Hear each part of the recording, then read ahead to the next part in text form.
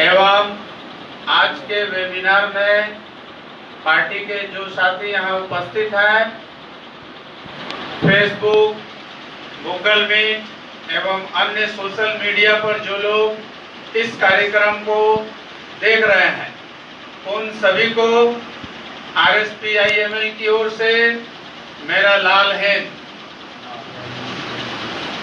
साथियों, जैसा कि आप जानते हैं, आज मदन लाल धिंगरा शहादत दिवस है। आज ही के दिन 1909 में इंग्लैंड में मदन लाल धिंगरा को फांसी की सजा दी गई थी। हालांकि गूगल पर 17 अगस्त दिखाया जाता है उनका शहादत दिवस, लेकिन साथी राम सागर सिंह, जो स्वयं स्वतंत्रता आंदोलन में एक सक्रिय क्रांतिकारी थे, उनका पुस्तक विप्लवी स्वतंत्रता संग्राम की मुख्य धारा एवं कुछ अन्य क्रांतिकारियों के लिखे हुए किताबों में मदन लाल धिंगरा के शहादत दिवस का उल्लेख 16 अगस्त को है। इसलिए हमारी पार्टी गूगल के इस डेट को भूल मानते हुए प्रत्यक्ष क्रांतिकारियों के बताए हुए डेट को ही हम लोग सही मानते हुए शुरू से इसी तारीख को मदन लाल धिंगरा का शहादत दिवस मनाते हैं। साथियों, शहादत दिवस केवल मनाने के लिए नहीं होता, यह एक कार्यक्रम मात्र नहीं है, बल्कि शहादत दिवस एक प्रेरणा है। शहादत दिवस हमारे अंदर एक ऊर्जा का संचार करता है, जो हमारे अंदर इस भावना को भरता है कि इन क्रांतिकारियों ने अपने जीवन का सर्वस्व निछावर किया, जिस देश के लिए, जिस मानवता के लिए, जिस हिंदुस्तान के लिए उनका सपना आज भी अधूरा है। इसलिए क्रांतिकारियों के प्रति सच्ची श्रद्धांजलि उनके अधूरे लक्ष्य और उद्देश्य को पूरा करना है, ना कि उनके तस्वीरों पर माला चढ़ाकर उनकी जयकार करना। इसलिए RSPIML यह मानती है कि उनके प्रति श्रद्धांजलि देने का सच्चा एवं सक्रिय तरीका यही है कि उनके द्वारा जो बीड़ा उठाया गया था इंसानियत को पूंजीवाद की गुलामी से मुक्ति दिलाने का, मानवता के द्वारा मानवता का हनन न हो, एक ऐसे समाज की संरचना जहां मनुष्य के द्वारा मनुष्य का शोषण न हो, इस उद्देश्य की पूर्ति, क्रांतिकारियों के उद्देश्य की पूर्ति में भाग लेना ही उनके प्रति सच्ची श्रद्धांजलि है। एवं आज का शहादत दिवस भी इसी उद्देश्य के साथ हम लोग मना रहे हैं, ताकि हिंदुस्तान के आवाम के बीच हम अपने इन बातों को, RSPIML के इन बातों को पहुंचा सके। साथियों, आप लोगों के लिए यह जानना जरूरी है कि RSPIML का झंडा लाल है। RSPIML के झंडे में हंसुआ एवं हथौड़ी दिखता है। इसलिए बहुत से लोग समझते हैं कि हम लोग CPM के लोग हैं, कुछ लोग सोचते हैं हम नक्सल वाले हैं, कुछ लोग समझते हैं हम वाम फ्रंट के ही कोई अंग हैं। लेकिन मैं स्पष्ट रूप से आप लोगों को यह बताना चाहूंगा कि RSPIML एक अलग क्रांतिकारी पार्टी है, जो अनुशीलन समिति के सदस्यों ने HRA एवं HSRA से होते हुए क्रांतिकारियों के उद्देश्य को पूरा करने के लिए 1940 में एक क्रांतिकारी दल, एक क्रांतिकारी पार्टी का गठन किया था, जिसे हम भारत की क्रांतिकारी समाजवादी पार्टी, मार्क्सवादी लेनिनवादी के रूप में जानते हैं, RSPIML के रूप में जानते हैं। एवं RSPIML आज भी क्रांतिकारियों के उन उद्देश्य को पूरा करने के लिए सक्रिय है एवं आज भी कार्य में लगी हुई है। हिंदुस्तान के आवाम तक इस बात को पहुंचाने की प्रयास कर रही है कि जो मार्क्सवाद और लेनिनवाद का रूप CPM ने पश्चिम बंगाल, केरल, त्रिपुरा सहित पूरे हिंदुस्तान एवं भारत के अलावा रूस, चीन जैसे देशों में भी जो मार्क्सवाद का रूप, जो मार्क्सवाद और लेनिनवाद का चेहरा इस दुनिया के लोगों के सामने आया है, वो वास्तव में एक छलावा है। साथियों, आपके लिए ये जानना जरूरी है कि मार्क्सवाद इस वर्तमान व्यवस्था के उन्मूलन की बात करती है, लेकिन दुनिया के तमाम कम्युनिस्ट पार्टियां, CPM, CPI, चीन की कम्युनिस्ट पार्टी, रूस की कम्युनिस्ट पार्टी सहित जितने भी कम्युनिस्ट पार्टियां हैं, इस वर्तमान व्यवस्था का उन्मूलन करने के बजाय इस व्यवस्था को चलाने में लगी हुई है। साथियों, सीपीएम एवं वामफ्रंट के लोगों ने भारतवर्ष के कई राज्यों में शासन में भाग लिया, अर्थात शोषण में भाग लिया। यहाँ की जनता का खून चूसा है और मार्क्सवाद लेनिनवाद को बदनाम किया है। आप अगर कम्युनिस्ट मैनिफेस्टो को देखेंगे तो आपको स्पष्ट रूप से पता चलेगा कि कम्युनिस्ट पार्टी का उद्देश्य होना चाहिए शोषण पर टिकी हुई इस वर्तमान व्यवस्था को मिटाकर एक समाजवादी व्यवस्था कायम करना। जबकि न तो पश्चिम बंगाल में 34 साल में वाम फ्रंट की सरकार ने कभी उन्मूलन करने का प्रयास ही किया है और न आज तक कभी ऐसा हुआ है। इसलिए बंगाल की ही नहीं, हिंदुस्तान की ही नहीं, बल्कि दुनिया के तमाम देशों के लोग इस बात को देखकर भ्रमित हैं कि मार्क्सवाद और कांग्रेस पार्टी, बीजेपी एवं अन्य देशों की अन्य पार्टियों में कोई अंतर नहीं है। जबकि कम्युनिस्ट पार्टी अन्य पार्टियों से एक बहुत बड़ा अंतर रखती है। अन्य पार्टियां जो दक्षिणपंथी पार्टी कहलाती है, वे लोग इस व्यवस्था का संचालन करना, पूंजीपति वर्ग की सेवा करना एवं पार्लियामेंट के माध्यम से ऐसे कानून का निर्माण करना जो पूंजीपतियों के हित में हो और मजदूर वर्ग का शोषण कर सके, ऐसा कानून बनाना ये दक्षिणपंथी पार्टियों का काम है।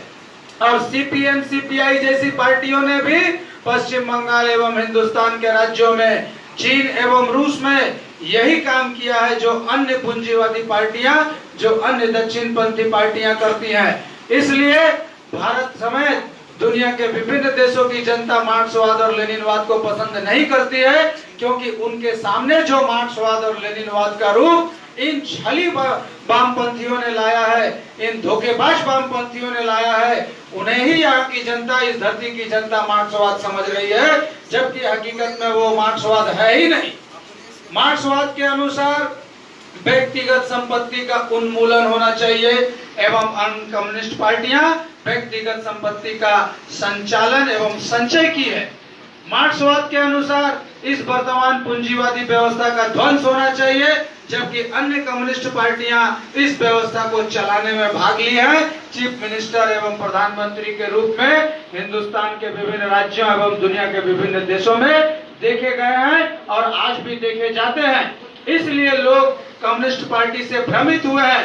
कम्युनिस्ट पार्टी का गलत चेहरा देखकर उन लोगों ने कम्युनिस्ट पार्टी को ही गलत समझ लिया है, जबकि आरएसपीआईएमएल इस भ्रम को दूर करने के लिए आपको बताना चाहती है, जो नौजवान पढ़े लिखे हैं उनका यह दायित्व बनता है कि वो इतिहास में सच्चाई को ढूंढे। हिंदुस्तान में जिस तरह से स्वतंत्रता संग्राम के बहुत सारे सच्चाइयों को दबा दिया गया है, मदन लाल धिंगरा जैसे क्रांतिकारियों का नाम, श्याम जी केशव वर्मा जी का नाम हिंदुस्तान के नौजवान आज नहीं जानते हैं और धीरे धीरे भूलते जा रहे हैं। यहाँ तक कि हिंदुस्तान के सबसे लोकप्रिय क्रांतिकारी भगत सिंह के बारे में भी हिंदुस्तान की आवाम कितना जानती है कि भगत सिंह एक क्रांतिकारी थे और हिंदुस्तान की आजादी की लड़ाई के कारण उन्हें फांसी पर चढ़ा दिया गया। लेकिन भगत सिंह का उद्देश्य क्या था? भगत सिंह चाहते क्या थे?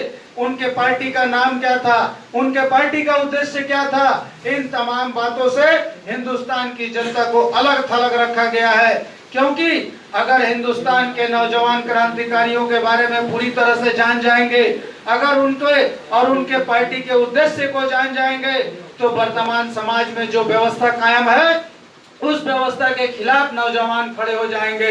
इस पूंजीवादी व्यवस्था के खिलाफ खड़े हो जाने का अर्थात है कि सरकार में शामिल होकर जो विभिन्न पार्टियां अलग अलग नामों से जो शोषण और शासन में भाग लेती हैं, सत्ता का सुख पाती हैं, जनता का सेवक कहकर खुद को जनता का मालिक बना लेती हैं, ऐसे पार्टियों को, ऐसे नेताओं को यहाँ पर जीना मुश्किल हो जाएगा, उनका सुख सुविधा छीन लिया जाएगा। इसलिए भारत की जनता को क्रांतिकारियों के बारे में न तो बताया जाता है, न उनके उद्देश्य को बताया जाता है। इतिहास में बाबर और अकबर को पढ़ाया जाता है, गांधी और नेहरू को पढ़ाया जाता है, उनके पूरे खानदान, उनके पूरे शासन को बताया जाता है। लेकिन भगत सिंह, चंद्रशेखर आजाद, मदन लाल धिंगरा, श्याम जी केशव प्रसाद शर्मा, राजेंद्र लाहिड़ी, रोशन सिंह, अशफाक उल्लाह खान, इन लोगों के उद्देश्य को बताया नहीं जाता, इनके पार्टी के उद्देश्य के बारे में बताया नहीं जाता। नौजवानों को इन सारे क्रांतिकारियों से अलग थलग रखा जाता है, बल्कि उन्हें विभिन्न अन्य कार्यक्रमों में उलझाकर उन्हें भ्रमित किया जा रहा है। इसलिए RSPIML आपके बीच आती है ताकि आपको इन लोगों के बारे में सच्चाई बताया जा सके। साथियों, मैं आपको बताना चाहूंगा कि 1947 के पहले गोरे लोग हिंदुस्तान के लोगों पर शासन करते थे और यहाँ के लोगों का शोषण करते थे। आज हिंदुस्तान के ही लोग विभिन्न पार्टियों में कभी इस दल में रहकर कभी उस दल में रहकर शासन में आते हैं और ये लोग भी वही काम करते हैं जो कभी गोरे सरकार किया करते थे। साथियों, अंग्रेजी हुकूमत ने यहाँ की जनता का शोषण किया और आज आजादी जिसे हम 15 अगस्त के रूप में मनाते हैं, उसके बाद शासन में आने वाले लोगों ने भी हमारे साथ वही किया। इसलिए अंग्रेजी हुकूमत और आज हिंदुस्तान की हुकूमत की गद्दी पर बैठने वाले लोगों में कोई अंतर नहीं है। यहाँ की गरीब जनता, मजदूर वर्ग को न तो 1947 के पहले ही उनका हक मिला, न 1947 के बाद आज तक उनका हक मिला। भारत के नौजवान जिसमें बहुत टैलेंट है, जो पढ़ लिख कर डॉक्टर बन सकते हैं, इंजीनियर बन सकते हैं, उन्हें पैसे के अभाव में पढ़ने का मौका नहीं मिलता है। जो मजदूर ताजमहल जैसे इमारतों को खड़ा कर सकते हैं, जो बड़े बड़े महलों को खड़ा करते हैं, आज भी वे मजदूर बरसात के दिनों में चूते हुए टाली के छप्पड़ के नीचे अपने पूरे परिवार के साथ रात गुजारते हैं। किसान जो सारा दिन गर्मी में, जो सारा दिन बारिश में, जो सारा दिन ठंड में खेतों में गुजारते हैं, वे खाए बिना मरते हैं। सूताकल में काम करने वाले मजदूर जो पूरे दुनिया के लिए कपड़ा बनाते हैं, उनके बच्चे भी स्कूल ड्रेस तक के लिए तरसते हैं। हम एक ऐसे समाज में आज भी जी रहे हैं जहां पर सिर्फ शोषण करने वालों का चेहरा बदला है, लेकिन शोषण का रूप बदला है, लेकिन शोषण आज भी यहाँ के गरीबों मजदूरों का हो रहा है। यहाँ के नौजवान आज कंपटीशन की तैयारी तो कर लेते हैं, लेकिन जब वे 3 साल 4 साल के बाद कॉम्पिटिटिव के लायक बन जाते हैं, तब उन्हें पता चलता है कि रेलवे को प्राइवेट कर दिया गया है, बैंक को दूसरे बैंक में मिलाकर वैकेंसी खत्म कर दिया गया है, BSNL बंद होने वाला है। इस तरह से नौकरी यहाँ के नौजवानों के हाथों से छीना जा रहा है। बात केवल बीजेपी की नहीं है, बात केवल कांग्रेस की नहीं है, बात हर पार्टी की है। एकमात्र RSPIML ही ऐसी पार्टी है जो खुल्लम खुल्ला ऐलान करती है कि चुनाव एक धोखा है और पार्लियामेंट गपबाजी का अड्डा है। ये गुंडाओं और माफियाओं का शरण गिरा है।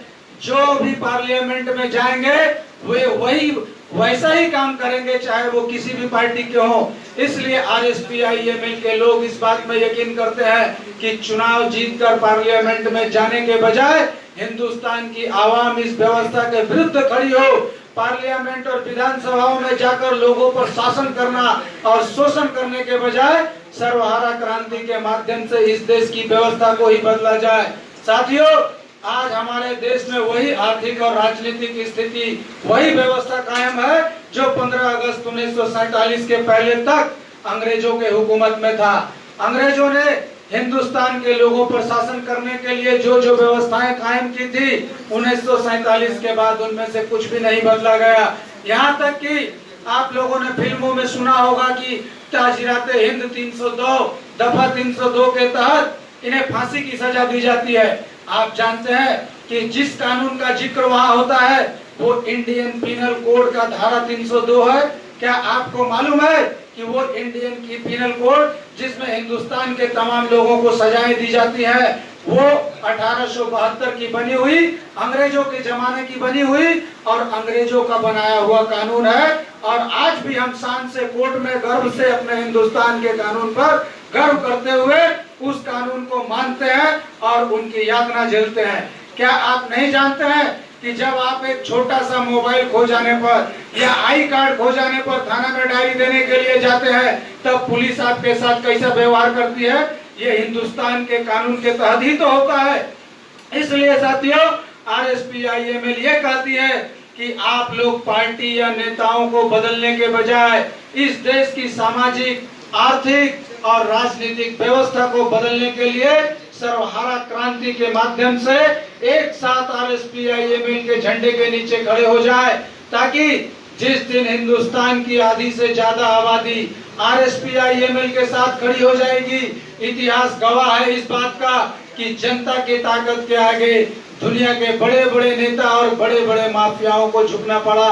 इस दुनिया के बड़े से बड़े हुकूमत जार तक को अपनी गद्दी से हटना पड़ा। इसलिए हिंदुस्तान की आवाम में इतनी ताकत है, हिंदुस्तान की जनता में इतना बुलंद हौसला भी है कि अगर आप एक साथ मुट्ठी तान कर खड़े हो जाए इस व्यवस्था के खिलाफ, तो एक ऐसे व्यवस्था का स्थापना किया जा सकता है जिस व्यवस्था का सपना कभी भगत सिंह, चंद्रशेखर आजाद, सुभाष चंद्र बोस ने देखा था, जिस व्यवस्था का सपना कभी हिंदुस्तान रिपब्लिकन एसोसिएशन ने देखा था, जिस व्यवस्था का सपना कभी अनुशीलन समिति ने देखा था। अगर आपको लगे कि आरएसपीआईएमएल जो कहती है वो एक काल्पनिक बात है और कभी पूरा नहीं हो सकता है, तो फिर मैं आपसे अनुरोध करूंगा साथियों कि आप लोग एक बार अनुशीलन समिति के इतिहास को पढ़ें। हिंदुस्तान रिपब्लिकन एसोसिएशन, जिसका नाम भगत सिंह के प्रस्ताव पर हिंदुस्तान सोशलिस्ट रिपब्लिकन एसोसिएशन कर दिया गया था, उनके पार्टी के नाम में सोशलिस्ट शब्द का भगत सिंह के द्वारा जोड़ा जाना इस बात का प्रमाण है कि भगत सिंह एवं उनके पार्टी को इस बात का पूरा यकीन था कि समाजवाद की व्यवस्था ही एकमात्र इस हिंदुस्तान सहित पूरे दुनिया के मजदूर वर्ग का, गरीब तबके का भलाई का साधन है। साथियों, जब आपको लगे कि आरएसपीआईएमएल जो चाहती है एक ऐसे समाज की स्थापना जहां पर शोषण संभव ही न हो, जहां मनुष्य के द्वारा मनुष्य का शोषण न हो, जहां कोई बड़ा कोई छोटा न हो, जहां कोई गरीब कोई अमीर न हो, मनुष्य मनुष्य के तरह आत्मसम्मान के साथ जी सके, एक ऐसे समाज की स्थापना जो आरएसपीआईएमएल चाहती है, अगर आपको लगे कि ये संभव नहीं है, तो मैं आपका ध्यान इस ओर आकर्षित करना चाहूंगा कि जरा याद कीजिए कि 1800 सदी में जब हिंदुस्तान पर पूरे ब्रिटिश हुकूमत का शासन हो चुका था, उस समय अगर किसी व्यक्ति ने यह कहा होगा कि हिंदुस्तान से ब्रिटिश हुकूमत को खत्म करना है, हिंदुस्तान से अंग्रेजों को भगाना है, तो उस समय उस व्यक्ति के सामने भी यही समस्या और यही प्रश्न उठकर खड़ा हुआ होगा कि आप काल्पनिक बात कहते हैं, ये कभी संभव नहीं है हिंदुस्तान से ब्रिटिश हुकूमत, इतना शक्तिशाली हुकूमत को हिंदुस्तान से निकाल देना, ये कोई बच्चों का खेल नहीं है। आप जो बोलते हैं वो बात तो सही है, लेकिन ये संभव नहीं है। लेकिन हिंदुस्तान की जनता ने ही इस बात को साबित करके दिखाया कि ब्रिटिश हुकूमत जिसने वर्ल्ड वार में एक विजय हासिल किया, ब्रिटिश हुकूमत जिसने दुनिया के कई देशों पर शासन किया, उन्हें भी घुटनों पर लाने के लिए मजबूर करने वाली यही हिंदुस्तान की जनता थी जिसने अंग्रेजों को यहाँ के गद्दी से हटाया। इसलिए आप लोग अगर भारतवर्ष का ही इतिहास देखें, अगर आप लोग भगत सिंह की किताबों को पढ़ें, अगर आप हिंदुस्तान सोशलिस्ट रिपब्लिकन एसोसिएशन के लिखे हुए दस्तावेजों को ध्यान से ढूंढे, तो आपके सामने प्रत्यक्ष रूप से ये साबित होगा कि जिस तरह से इतना विशाल शक्तिशाली साम्राज्य अंग्रेजों के साम्राज्य को यहाँ से उखाड़ फेंकना असंभव नहीं था, उसी तरह से पूंजीवादी व्यवस्था को भी हिंदुस्तान से उखाड़ फेंकना नामुमकिन नहीं है। जरा याद कीजिए वो वक्त जब किसी के दिमाग में पहली बार ये बात आई होगी कि चांद पर चला जाए, तो उस इंसान को लोगों ने पागल समझा होगा।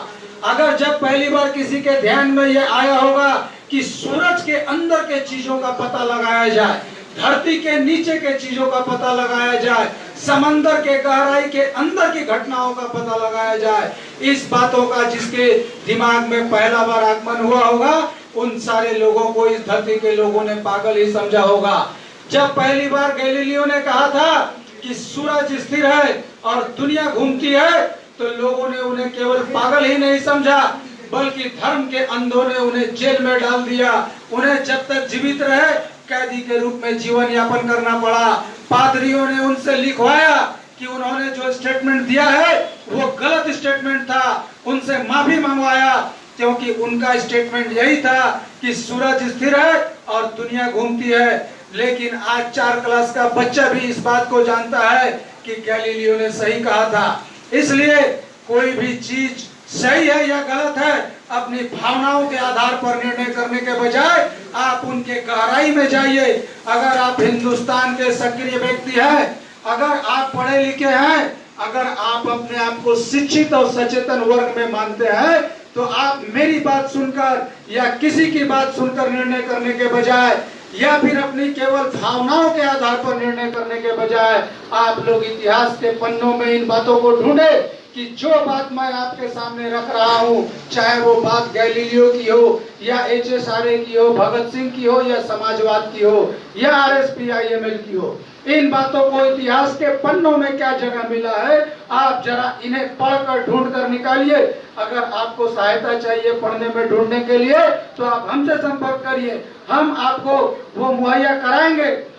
आप किसी भी बात का निर्णय भावनाओं में आकर करने के बजाय, किसी व्यक्ति की भावना बातों में आकर करने के बजाय इतिहास के पन्नों में ढूंढकर सच्चाई को देखकर अपने ज्ञान के आधार पर उस बात का निर्णय करें, ये मैं आपसे अनुरोध करूंगा।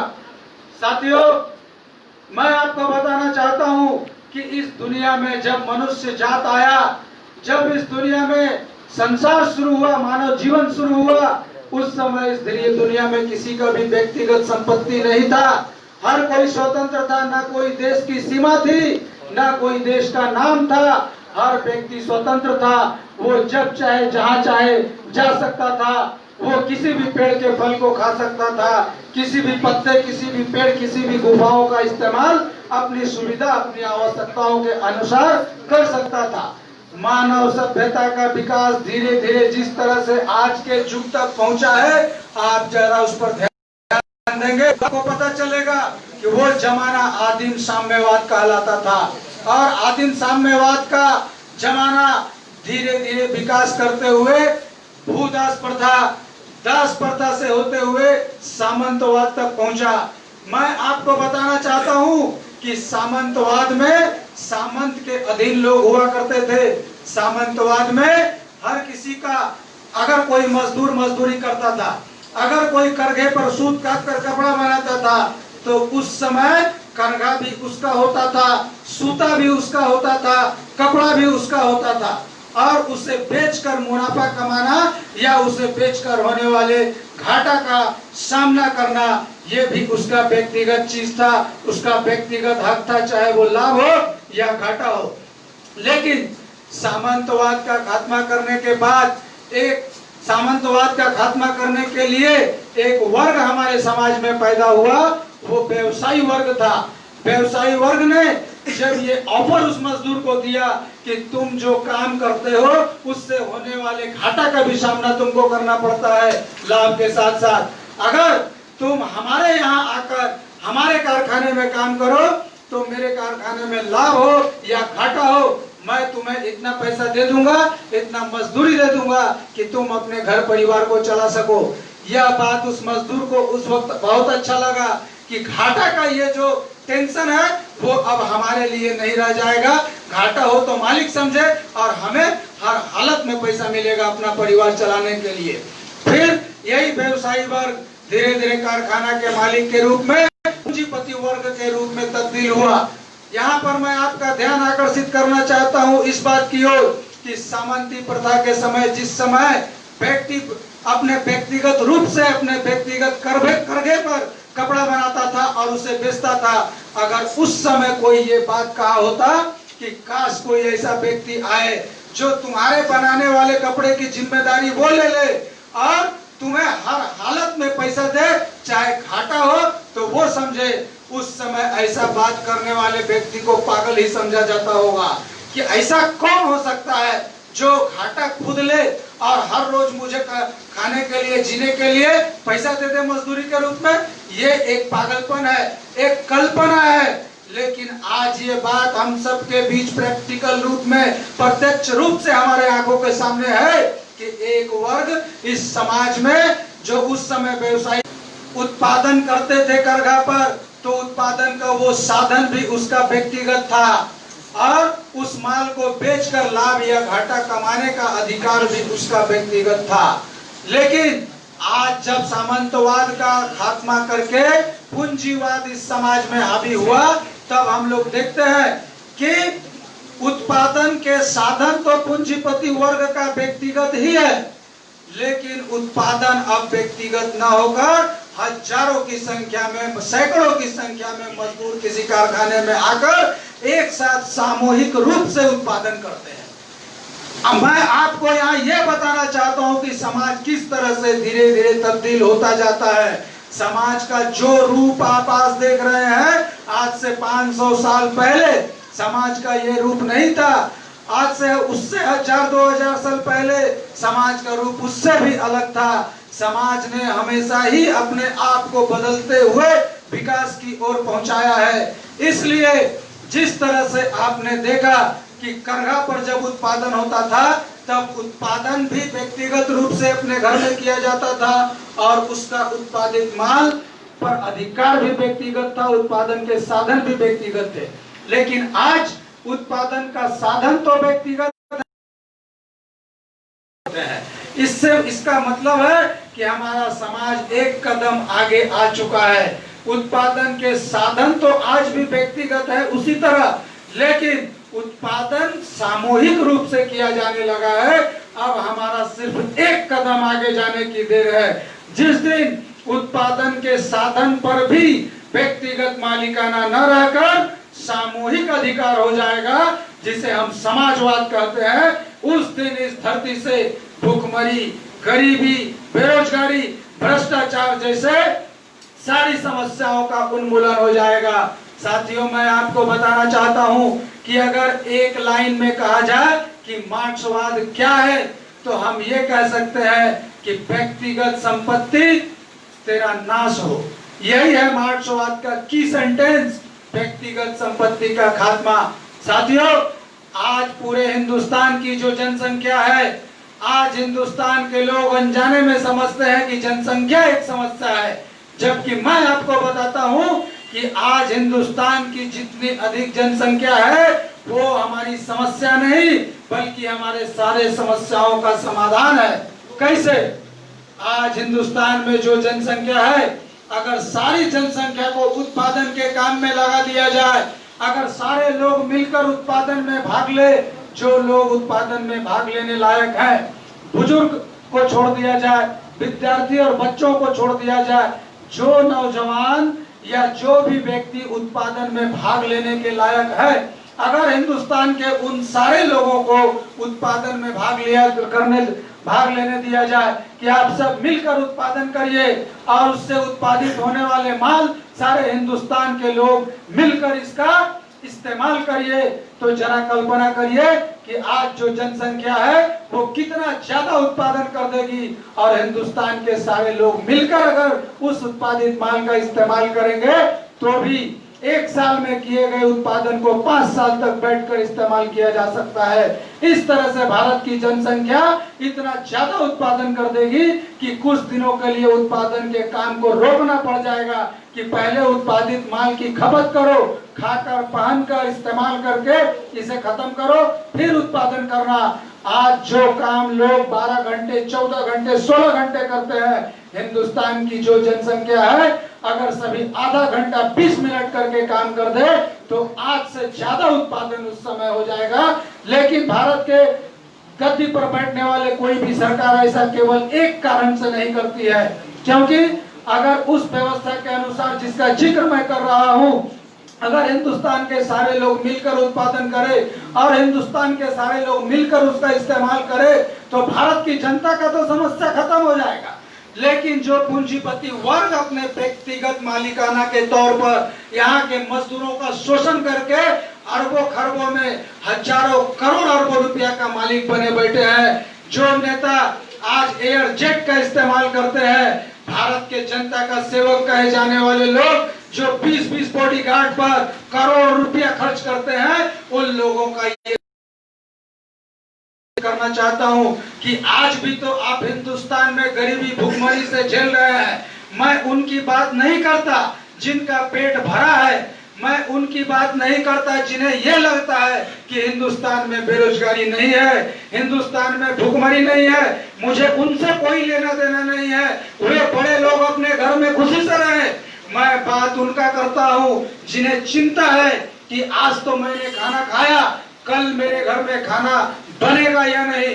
मैं बात उनका करता हूं जिन्हें अपने बच्चे के भविष्य की चिंता है कि मेरा जीवन तो किसी तरह से कट गया, मैं अपने बाल बच्चों का पालन पोषण तो कर लिया हूं, लेकिन मेरे बच्चे अपने भविष्य को इस तरह से ढंग से मनुष्य के तरह जी पाएंगे कि नहीं।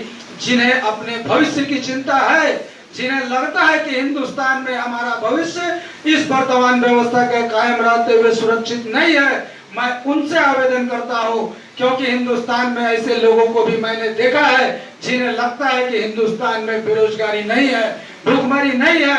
मुझे ऐसे लोगों से कोई बात नहीं करना, मुझे सिर्फ उन लोगों की बात करनी है जिन्हें किसी भी तरह की समस्या का सामना करना पड़ता है हिंदुस्तान में। जो लोग बेरोजगारी का सामना करते हैं, जो लोग भूखमरी की सामना करते हैं, जो लोग भ्रष्टाचार से ग्रसित हैं, जिन लोगों के साथ अन्याय होता है, मुझे उनसे बात करना है, मुझे उनसे अपील करनी है कि आप लोग हमारी पार्टी के संपर्क में आइए। हो सकता है हमारे बात के दौरान कुछ बातें छूट जाए, हो सकता है हमारी बात सुनने के बाद आपके दिमाग में और भी प्रश्न पैदा हो, तो फिर मेरा आपसे आवेदन है कि आप RSPIML के लोगों से संपर्क करें। आपके दिमाग में आने वाले समस्याओं का हम समाधान करेंगे, हम आपको ऐतिहासिक दस्तावेज तक पेश करेंगे, हम आपके सामने प्रमाणित करेंगे कि एकमात्र विकल्प है सर्वहारा क्रांति। और जब तक सर्वहारा क्रांति के माध्यम से हिंदुस्तान में समाजवाद का व्यवस्था नहीं हो जाता, तब तक आप लोग इस तरह के गरीबी, बेरोजगारी, भूखमरी से हमेशा ही जूझते रहेंगे। जब हिंदुस्तान में कांग्रेस की सरकार थी, तब भी हिंदुस्तान में बेरोजगारी और गरीबी का आलम था। जब कांग्रेस के बाद जनता दल की सरकार आई या किसी अन्य पार्टी की सरकार आई, गठबंधन विभिन्न पार्टियों को मिलाकर सरकारें बनी, उस समय भी हिंदुस्तान में गरीबी, बेरोजगारी और भ्रष्टाचार का आलम था। और आज वर्तमान सरकार के रहते हुए भी हिंदुस्तान में गरीबी, बेरोजगारी, भ्रष्टाचार जैसी समस्याओं का आलम है। इसलिए इससे ये साबित होता है कि ना तो केवल कांग्रेस या बीजेपी या CPM जिम्मेदार है, बल्कि इन सारे समस्याओं का जिम्मेदार ये वर्तमान व्यवस्था है। जब तक इस वर्तमान पूंजीवादी व्यवस्था को बदला नहीं जाएगा, एक के नुकसान पर दूसरे का लाभ इस व्यवस्था की बुनियाद है। जब तक इस व्यवस्था को नहीं बदला जाएगा, तब तक आप इस आशा के साथ दूसरी पार्टी के सरकारों को लाएंगे कि वो पिछले सरकार से बेहतर होगा। लेकिन आप जरा अपनी नजर उठाकर देखिए कि मनमोहन सिंह जी जब पहली बार प्रधानमंत्री बने थे, तब हिंदुस्तान में महंगाई का आलम क्या था, और जब मनमोहन सिंह जी दूसरी बार प्रधानमंत्री बने तो वो अपने पहले कार्यकाल से ज्यादा महंगाई अपने दूसरी कार्यकाल में दी। मनमोहन सिंह जी के बाद जब मोदी जी सरकार में आए, तो मनमोहन सिंह जी से भी ज्यादा महंगाई मोदी जी की सरकार में हुई। और मोदी जी अपने पहले कार्यकाल में जो महंगाई हिंदुस्तान को दिए, अपने दूसरे कार्यकाल में उससे भी ज्यादा दिए। एक बात तो साबित है कि मोदी जी या मनमोहन सिंह चाहते तो नहीं होंगे कि महंगाई बढ़े। महंगाई और बेरोजगारी अगर कम होगा तो हिंदुस्तान की जनता उन्हीं को वोट देकर बार बार उन्हीं की पार्टी की सरकार बनाएगी। इतना सा बुद्धि तो उन लोगों को भी है। तो फिर आखिर क्या कारण है कि आखिर इतना बुद्धि होने के बावजूद भी हिंदुस्तान में ना तो बेरोजगारी कम हो रहा है, ना भूखमरी कम हो रहा है, ना भ्रष्टाचार कम हो रहा है?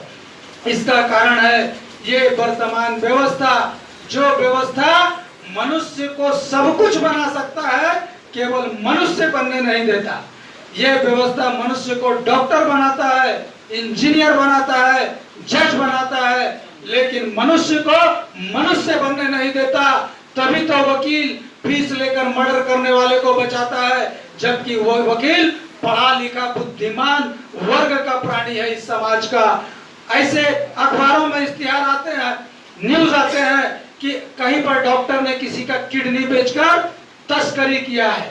डॉक्टर अनपढ़ गंवार नहीं होता, डॉक्टर इस समाज के पढ़े लिखे और अगुआ दस्ते के लोगों में से होते हैं।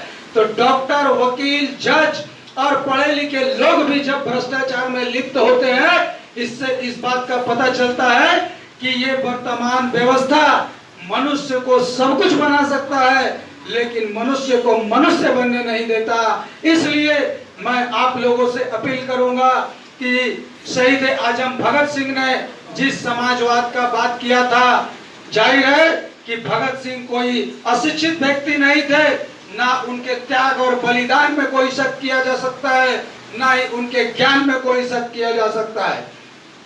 जो भगत सिंह खुद समाजवाद की वकालत किए हैं, जो भगत सिंह खुद इस बात को हिंदुस्तान की आवाम तक पहुंचाने के लिए दिल्ली की असेंबली में बम फेंककर अपने आप को गिरफ्तार करवाए, समाजवाद के प्रचार प्रसार के लिए भगत सिंह, राजगुरु, सुखदेव ने एक साथ हंसते हंसते फांसी के फंदों को चूमा।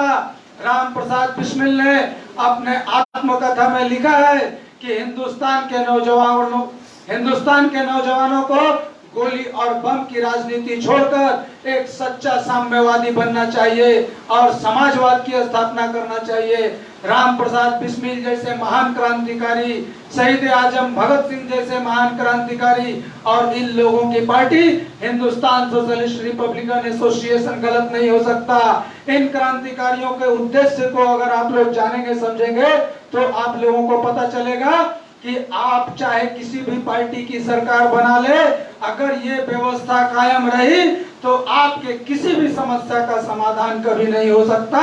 और अगर इसका समाधान आप चाहते हैं तो आपको सर्वहारा क्रांति के माध्यम से इस देश की व्यवस्था को बदलना होगा, क्योंकि सरकारों को बदलकर आपने एक बार, दो बार, तीन बार नहीं, 10 बार से भी ज्यादा आप लोगों ने देखा है कि चाहे किसी भी पार्टी की सरकार आ जाए, हिंदुस्तान की जो मौलिक समस्या है वो कायम की कायम रहती है। इसलिए आप लोग टीवी चैनल पर देखते हैं, हर विषय पर डिबेट होता है, चाहे वो सरहद का डिबेट हो, चाहे वो फौजियों का डिबेट हो, चाहे राजनीतिक पार्टियों के विभिन्न मुद्दाओं का डिबेट हो। लेकिन क्या आपने कभी किसी भी डिबेट का विषय भुखमरी को देखा है? किसी भी डिबेट में बेरोजगारी पर चर्चा करते हुए देखा है किसी भी न्यूज चैनल को? नहीं, क्योंकि न्यूज चैनल वाले एक न्यूज चैनल की स्थापना करने में 500 करोड़ रुपया लगाते हैं। आप जरा सोचिए कि जो 500 करोड़ रुपया लगाएंगे वो आप तक सच्चाई पहुंचाने में इंटरेस्ट लेंगे या फिर अपने चैनल को बढ़ाने में और अपने 500 करोड़ रुपया को वसूलने में इंटरेस्ट लेंगे? उन्हें अपने लाभ के लिए दिखाए जाने वाले समाचार में इंटरेस्ट होगा या आप तक सच्चाई पहुंचाने में इंटरेस्ट होगा? आप 15 अगस्त के दिन लाइव प्रोग्राम देखते हैं, लेकिन क्या आपको पता है कि 23 मार्च को क्या होता है? भगत सिंह शहादत दिवस। क्या आपको पता है 27 फरवरी को क्या होता है? चंद्रशेखर आजाद शहादत दिवस। क्या आपको पता है कि ठीक 15 अगस्त के बाद वाले दिन क्या था? मदन लाल धिंगरा शहादत दिवस। इन सारे सच्चाइयों का खुलासा करने के लिए, जनता के सामने लाने के लिए इन मीडिया के पास कोई समय नहीं है, ना ही इन्हें कभी कोई जरूरत लगता है, क्योंकि मीडिया भी आपको वही दिखाती है जिससे मीडिया को लाभ हो, क्योंकि वो खुद एक पूंजीपति वर्ग का हिस्सा है। और यही कारण है कि आरएसपी, आईएमएल जैसी पार्टियों को भी ये मीडिया पैसे के लिए, लाभ के लिए चलने वाली ये मीडिया आरएसपी, आईएमएल के आवाज को भारत के आवाम तक पहुंचने नहीं देता। मेरा आप लोगों से अपील है कि अगर आपको लगता है भगत सिंह सही था, अगर आपको लगता है हिंदुस्तान रिपब्लिकन एसोसिएशन सही था, अगर आपको लगता है कि हिंदुस्तान रिपब्लिकन एसोसिएशन के जो क्रांतिकारियों ने आरएसपी-आईएमएल का स्थापना किया था ताकि भगत सिंह के सपनों को पूरा किया जा सके और उनके सपने के अनुसार भारतवर्ष में सर्वहारा क्रांति के माध्यम से एक ऐसे समाज की स्थापना किया जा सके जहां मनुष्य के द्वारा मनुष्य को शोषण न हो। अगर आप हमारी बातों से सहमत हैं तो आप हमारी बातों को दूसरों तक पहुंचाइए, आप हमारे वीडियो को शेयर ज्यादा से ज्यादा कीजिए, आप भगत सिंह के बातों को लोगों तक पहुंचाइए, क्योंकि ये बिकाऊ मीडिया, ये पूंजीपति वर्ग मीडिया, ये पूंजी लगाकर लाभ कमाने वाली मीडिया जिस पार्टी की सरकार होती है उस पार्टी का दलाली करने में विश्वास रखते हैं ताकि उन्हें व्यक्तिगत रूप से लाभ हो सके। आपने देखा है कि जब कांग्रेस पार्टी की सरकार बनी थी तब मनमोहन सिंह जी का तारीफ करते हुए नहीं थकता था ये मीडिया, और जैसे ही बीजेपी की सरकार आई कांग्रेस में पप्पू से लेकर राहुल गांधी को क्या क्या नहीं बनाया इस मीडिया ने। और मेरा ये वीडियो फेसबुक पर अपलोड रहेगा। आज से 5 साल या 10 साल के बाद जब बीजेपी का गवर्नमेंट नहीं रहेगा, तब आप मेरा इस वीडियो को देखिएगा और मेरे बात को मिलाइएगा कि जिस दिन दूसरी पार्टी की सरकार सत्ता में आएगी, मोदी को पप्पू से भी नीचा दिखाने में नीचा थोड़ा सा भी पीछे नहीं रहेंगे ये मीडिया वाले, क्योंकि ये मीडिया ना मोदी के है, ना मनमोहन सिंह के है, ना आपके हैं। जिस तरह से विभिन्न राजनीतिक पार्टियों का उद्देश्य होता है गद्दी हासिल करना, उसी तरह से इस मीडिया का उद्देश्य है अपना लाभ कमाना, सच्चाई बताना उनका उद्देश्य नहीं है। इसलिए ये हम जैसे लोगों का जिम्मेदारी बनता है कि हम आप तक इस सच्चाई को पहुंचाएं, और आपकी ये जिम्मेदारी बनती है कि आप भगत सिंह के बातों को लोगों तक पहुंचाएं, RSPIML के बातों को लोगों तक पहुंचाएं, ताकि लोग जान सके कि एक ऐसे भी समाज की संरचना की जा सकती है जहां मनुष्य के द्वारा मनुष्य का शोषण न हो। किसी दार्शनिक ने कहा था कि हमारा समाज इतना दूषित हो चुका है कि लोग एक स्वस्थ समाज की कल्पना तक नहीं कर सकते हैं। हम लोग एक ऐसे समाज में इस तरह से ढल गए हैं कि हम लोगों को इस बात पर यकीन ही नहीं होता कि एक ऐसे समाज की स्थापना की जा सकती है। लेकिन इतिहास इस बात का गवाह है कि दुनिया में बड़े बड़े क्रांति हुए हैं और बड़े बड़े शक्तिशाली शासकों को उनके गद्दी से हटाया गया है, उस देश के सिस्टम को बदला गया है। आज जो पूंजीवादी व्यवस्था हम लोग बात करते हैं, उस पूंजीवादी व्यवस्था में एक का लाभ और दूसरे का नुकसान होता है। इस व्यवस्था को बदलने के लिए जिस दिन हिंदुस्तान की जनता एक साथ खड़ी हो जाएगी, आप मुझे बताइए कि अगर हिंदुस्तान की जनता एक साथ खड़ी हो जाए तो दुनिया की कौन सी ताकत है जो जनता को रोक सकती है? क्या इस वर्ल्ड वार के समय भी, प्रथम और दूसरे वर्ल्ड वार के समय भी हिंदुस्तान की जनता ने जब अंग्रेजों का साथ दिया और अंग्रेजों ने हिंदुस्तानियों का साथ लेने के बाद उनके साथ गद्दारी किया, दूसरे वर्ल्ड वार में भी जब इंग्लैंड वर्ल्ड वार जीत चुका था और दुनिया का सबसे शक्तिशाली देशों में से एक था, उस समय अंग्रेजों को किसने भगाया था? हिंदुस्तान की जनता ने भगाया था। जब इतने बड़े हुकूमत जो एक नहीं कई देशों पर शासन करते थे, उस शासक को यहाँ से हटाया और मिटाया जा सकता है, तो फिर आज वर्तमान व्यवस्था को मिटाने की शक्ति हिंदुस्तान की आवाम में नहीं है, ऐसा मैं यकीन नहीं करता। और यकीन मानिए, अगर आप इतिहास के पन्नों में ढूंढेंगे, आप RSPIML के लोगों से संपर्क करेंगे, अगर आप मेरे आज के वीडियो में बताए गए उदाहरणों पर विचार करेंगे तो आप भी इस बात को जरूर मानेंगे। मेरा आपसे अपील है एक बार और फिर से कि भावनाओं के आधार पर विचार करने के बजाय इतिहास के पन्नों पर नजर डालिए, अपने ज्ञान को बढ़ाइए, भगत सिंह को जानिए और उसके बाद इस बात का फैसला करिए कि यह संभव है या नहीं है। साथियों, एक सवाल हमारे सामने अक्सर आता रहता है कि अगर मार्क्सवाद इतना ही सही है तो रशिया में विफल क्यों हुआ? साथियों, मैं आपको बताना चाहूंगा कि कॉमरेड लेनिन के नेतृत्व में रूस में बोल्शेविक पार्टी ने क्रांति की। 1917 में दो क्रांति हुए। रूस में मजदूर वर्ग का, सर्वहारा वर्ग का सत्ता भी कायम हुआ। लेकिन कॉमरेड लेनिन, क्रांतिकारी लेनिन के अनुसार किसी एक देश में समाजवाद की स्थापना संभव नहीं है जब तक वो एक देश से निकलकर अपने आसपास के कई देशों में नहीं फैल जाता और धीरे धीरे पूरे दुनिया में नहीं फैल जाता, तब तक समाजवाद की स्थापना संभव नहीं है। जबकि CPM वाले लोगों को भ्रमित करते हैं कि केरल में समाजवाद था और केरल में बोलते हैं कि बंगाल में समाजवाद था और हिंदुस्तान में बोलते हैं कि चीन में समाजवाद है, रूस में समाजवाद है। मैं आपको बताता हूं कि आज वर्तमान समय में पूरे दुनिया में कहीं भी समाजवाद नहीं है, क्योंकि किसी एक देश में समाजवाद की स्थापना संभव ही नहीं है। और रूस में यह विफल क्यों हुआ? कॉमरेड लेनिन के नेतृत्व में जब सर्वहारा क्रांति के माध्यम से मजदूर वर्ग ने रूस में जार को सत्ता से हटाकर अपने आप को सत्ता में काबिज किया, वहां की सत्ता पर अधिकार जमा लिया, तब लेनिन के गाइडेंस में लेनिन के निर्देशन में वहां समाजवाद की प्रक्रिया शुरू हुई। प्रक्रिया किसी एक देश से शुरू हो सकती है, लेकिन पूरे समाजवाद का स्थापना एक देश में संभव नहीं होता। तो रूस में जब समाजवाद की प्रक्रिया शुरू हुई तो सब कुछ सुचारू रूप से चल रहा था। तभी दुनिया के तमाम पूंजीवादी देशों को लगा कि जिस तरह से एक देश आजाद होने के बाद दूसरे देशों के दिमाग में ये बात आ जाता है कि जब वो देश आजाद हो सकता है तो हमारा देश भी आजाद हो सकता है, और इस तरह से धीरे धीरे दुनिया के विभिन्न देशों में आजादी की लड़ाई शुरू हो जाती है। उसी तरह से अगर लेनिन अपने उद्देश्य में कामयाब हो गए तो फिर दुनिया के बाकी देशों के मजदूर भी एक साथ खड़े हो जाएंगे और धीरे धीरे दुनिया के तमाम देशों में समाजवाद के लिए संघर्ष शुरू होगा और फिर क्रांति होगी।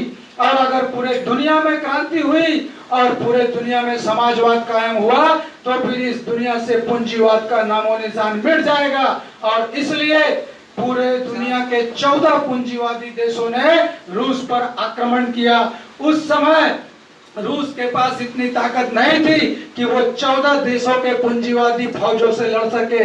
इसलिए कॉमरेड लेनिन ने पूरे दुनिया के मजदूरों से ऐलान किया कि रूस में जो समाजवाद स्थापना होने जा रहा है, जो प्रक्रिया चल रहा है, अगर रूस के मजदूरों का ये हक छिन जाता है आज, तो इससे हमारा कुछ नहीं जाएगा, बल्कि ये तो आप लोगों का जाएगा। दुनिया के तमाम मजदूरों को जो दिशा निर्देश मिल रहा है, जो दुनिया के तमाम मजदूर समाजवाद में जो सुख सुविधा पाएंगे, मनुष्य के द्वारा मनुष्य का शोषण न हो, शोषण विहीन समाज का जो सपना हमने देखा है, जो रूस से निकलकर पूरे दुनिया के देशों में फैलने वाली है, वो सुख सुविधा और वो मनुष्य का समाज आप खो देंगे, मजदूर आप। और उनके लेनिन के इस आह्वान को सुनने के बाद दुनिया के मजदूरों ने अपने अपने हुकूमत को सहयोग देना बंद कर दिया था और मजदूरों ने खुलेआम अपनी सरकारों को कह दिया कि हम रूस पर हमला करने के लिए फौज को किसी भी तरह की सहायता नहीं देंगे। फौज ने भी रूस पर हमला करने से इनकार कर दिया। इतिहास के पन्नों में इतनी बड़ी सच्चाई को आप ढूंढ कर देखें, और उस समय इतिहास गवाह है इस बात का कि रूस के समाजवाद की प्रक्रिया को बचा लिया गया। जब 14 देशों की पूंजीवादी सरकारें अपनी फौज भेजकर भी लेनिन के इस प्रक्रिया को रोक नहीं पाए, तो फिर लेनिन को गोली मारा गया। और लेनिन उस समय मरे तो नहीं, लेकिन वो घायल होकर बेड पर पड़ गए और बेड से ही पार्लियामेंट में अपने यहाँ एक अपने ही दल के लोग, स्टालिन नाम था, जो कम्युनिस्ट पार्टी के गद्दार कहे जा सकते हैं, उस समय लेनिन को यह बात का भनक नहीं था कि स्टालिन जो उसके पार्टी में छुपा हुआ एक गद्दार है, उनके माध्यम से अपने दिशा निर्देश भेजा करते थे। लेकिन स्टालिन ने गद्दारी के तहत कॉमरेड लेनिन के दिशा निर्देश को अपने पॉकेट में रखकर अपने अनुसार कम्युनिस्ट पार्टी का संचालन शुरू किया। साथियों, आप इतिहास में देखें, जिन्हें लगता है सीपीएम और सीपीआई को देखकर कि कम्युनिस्ट पार्टी गलत है, जिन्हें लाल झंडे से चिढ़ है, मैं उनके चिढ़ को स्वीकार करते हुए उन्हें ऑफर करता हूं, या फिर इसे आप मेरा चैलेंज भी समझ सकते हैं कि इतिहास के पन्नों में आप देखिए, अगर मैं गलत हूं तो मैं अपने आप को बदलने को तैयार हूं, और अगर आप गलत हैं तो आप अपने आप को बदलिए, क्योंकि सच्चाई तो सच्चाई है, वो बदल नहीं सकता। और वो सच्चाई ये है कि कम्युनिस्ट पार्टी के नेता महान क्रांतिकारी कॉमरेड लेनिन ने कहा था कि रूस का समाजवाद तभी बचेगा जब दुनिया के अन्य देशों में भी समाजवाद कायम होगा। ध्यान से सुनिए, इन गद्दार सीपीएम वालों ने, इन गद्दार लाल झंडे वालों ने, इन गद्दार वामपंथियों ने किस तरह से दुनिया के मजदूरों को धोखा दिया है। आप इतिहास में इसे ढूंढिए। इसलिए इस 2 लाइन को आप ध्यान से सुनिए कि लेनिन ने क्या कहा था और स्टालिन ने कैसे लोगों को भ्रमित किया। लेनिन ने कहा था कि रूस का समाजवाद तभी बचेगा जब दुनिया के अन्य देशों में भी समाजवाद आएगा, लेकिन स्टालिन ने ठीक इसके विपरीत कहा कि दुनिया के अन्य देशों में समाजवाद तभी आएगा जब रूस में समाजवाद बचेगा। ये दोनों बात दिखने सुनने में एक जैसा लगता है, लेकिन ये दोनों बात एक दूसरे का विपरीत है। और ये दूसरा वाला बात ही सीपीएम और दुनिया के तमाम कम्युनिस्ट पार्टी वाले ने लोगों को बताया और उन लोगों को भ्रमित किया। दुनिया के मजदूरों के साथ सबसे बड़ा विश्वासघात करने वाला गद्दार अगर कोई है तो यही लाल झंडे वाले तथा कथित कम्युनिस्ट पार्टी के लोग हैं। एकमात्र आरएसपीआईएमएल चीख चीख कर ये कहती है कि ये पार्लियामेंट गप्पाजी का अड्डा है, ये माफियाओं का शरण गिरा है।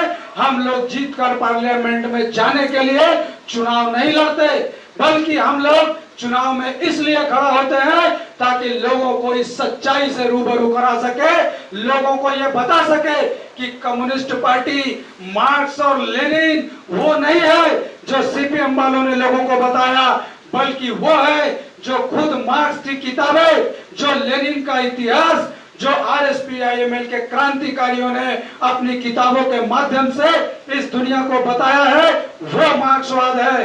इसलिए साथियों, स्टालिन जो लेनिन के बातों के विपरीत जाकर, लेनिन के दिशा निर्देश के विपरीत जाकर वहां पर मजदूर वर्ग के साथ गद्दारी किया और 1924 में लेनिन के मृत्यु के बाद इत्तेफाक से लेनिन का उत्तराधिकारी के रूप में स्टालिन के हाथ में कम्युनिस्ट पार्टी का नेतृत्व आया रूस में, और अपने गलत सिद्धांत के जरिए स्टालिन ने मजदूर वर्ग के साथ धोखा करते हुए वहां के भी समाजवाद के प्रक्रिया को फिर से पूंजीवाद की ओर मोड़ दिया और इस तरह से रूस के समाजवाद को भी खत्म करके पूंजीवाद के रूप में कन्वर्ट कर दिया गया। और यहाँ के लोग, जो लोग या तो जानते नहीं है कम्युनिस्ट पार्टी को, वे ही ज्यादा कम्युनिस्ट पार्टी को विरोध करते हैं।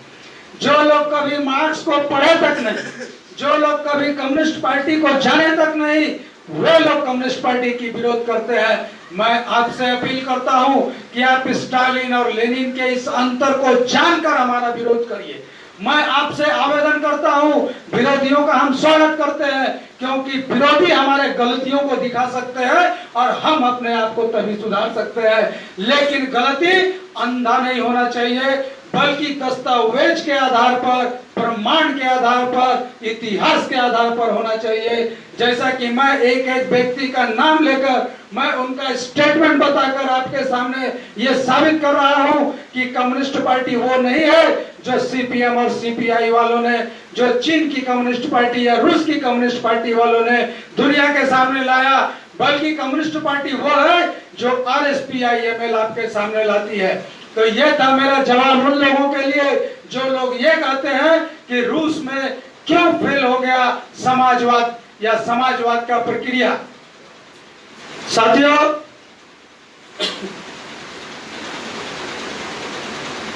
हम लोग इस बात में यकीन करते हैं कि समाजवाद की स्थापना संभव है। समाजवाद के जरिए ही इस देश से शोषण और बेरोजगारी, भुखमरी, भ्रष्टाचार जैसी समस्याओं का हल किया जा सकता है। इसलिए भारत की क्रांतिकारी समाजवादी पार्टी, मार्क्सवादी, लेनिनवादी आप सभी से इस बात का अपील करती है कि आप लोग आरएसपीआईएमएल के संपर्क में आए। हमारी बातों को अगर ठीक लगे तो ज्यादा से ज्यादा लोगों तक फैलाएं। साथियों, अगर आपके दिमाग में कोई सवाल आए तो भी आप हमसे खुले आम प्रश्न करें, हम आपके सामने प्रस्तुत है। आपको आरएसपीआईएमएल ये विश्वास दिलाती है कि भारत की जनता जिस दिन मुट्ठी तान कर इस व्यवस्था के विरुद्ध खड़ी हो गई, उस दिन दुनिया की कोई ताकत इस व्यवस्था को बदलने से रोक नहीं सकती। और भगत सिंह, राजगुरु, सुखदेव, मदन लाल धिंगरा, श्याम जी, केशव प्रसाद शर्मा, रोशन सिंह, अशफाकुल्लाह खान जैसे शहीदों के प्रति सच्ची श्रद्धांजलि उसी दिन संभव हो पाएगा जिस दिन हम उन क्रांतिकारियों के अधूरे सपने को पूरा करने में सफल होंगे। इसी अपील, इसी प्रार्थना, इसी आवेदन के साथ मैं अपनी बात को विराम देता हूं। आप सभी को क्रांतिकारी अभिनंदन।